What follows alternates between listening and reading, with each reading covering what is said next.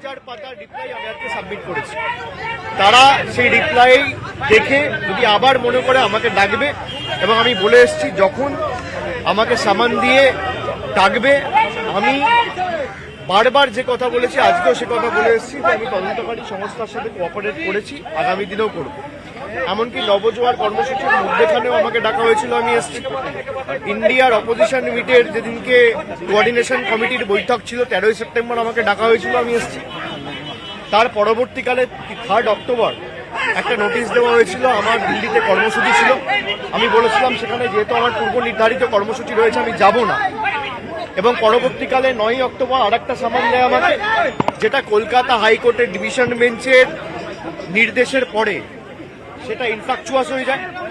আমাকে দুদিন আগে আবার একটা নোটিশ দিয়ে আজকে ডাকা হয়েছিল, আমি এসেছি। 11টায় ডাকা হয়েছিল, আমি 11টায় পৌঁছেছি, এবং প্রায় 6500 পাতার 6000 পাতার রিপ্লাই আমি নিয়ে তাদেরকে জমা দিয়েছি। সুতরাং আমি এটা নিয়ে বিস্তারিত কিছু বলবো না।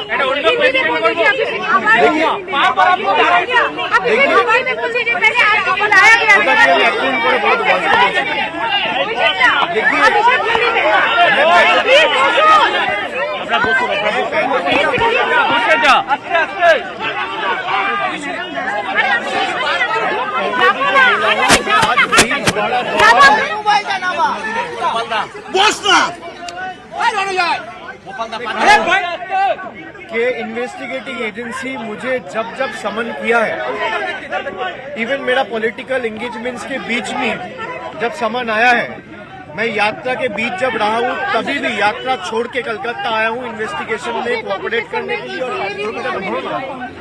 अभी 2 दिन पहले मेरे पास एक समन आया, और समन में मुझसे कुछ डॉक्यूमेंट्स मांगे गए और मुझे फिजिकली यहाँ पे उपस्थित रहने के लिए बोला गया। उस समन में कॉम्प्लायंस के रूप में मैं यहाँ आज पहुँचा हूँ, और जो जो डॉक्यूमेंट्स मेरे से मांगा गया था मैं वो हर डॉक्यूमेंट ईडी के ऑफिस में आज सबमिट किया हूँ। 6000 पन्ने का रिप्लाई मैं आज ईडी ऑफिस में सबमिट किया हूँ। ये डॉक्यूमेंट देखने के बाद उनको अगर लगे कि फिर मुझसे पूछताछ करना जरूरी है, वो आए, वो मुझे समन भेजे, और मैं फिर आऊंगा। और अगर मुझसे फिर से वो पूछताछ करना चाहे मैं दोबारा आऊंगा। और जब जब আজকে যেহেতু আমি ডকুমেন্টগুলো সাবমিট করেছি, ওনারা তাই যেহেতু ডকুমেন্টগুলো এখনো দেখেননি, ওনারা বললে এত ডকুমেন্ট দেখতে আমাদের সময় লাগবে। পরবর্তীকালে ডকুমেন্টগুলো দেখার পর আবার দরকার হলে আপনাকে প্রয়োজন পড়লে সামান পাঠিয়ে আমরা জিজ্ঞাসাবাদের জন্য बार-बार कमेटी ने सजेस्ट किया है महुआ को सस्पेंड करने के लिए, क्या कहेंगे इस पर? देखिए, एथिक्स कमेटी में बहुत सारे प्रिविलेज ड्यू है।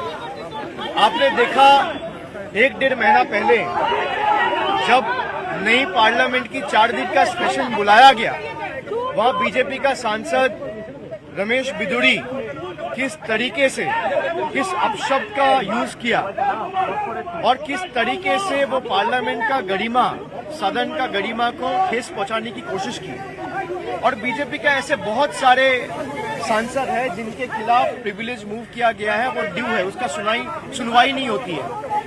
पर अगर कोई गवर्नमेंट के खिलाफ लड़ना चाहे, गवर्नमेंट को सवाल पूछना चाहे, अदानी के मैल प्रैक्टिसेस के ऊपर सवाल पूछना चाहे, तो उनको किस तरीके से उनका सांसद पद से उनको हटाया जाता है, एक्सपेल किया जाता है।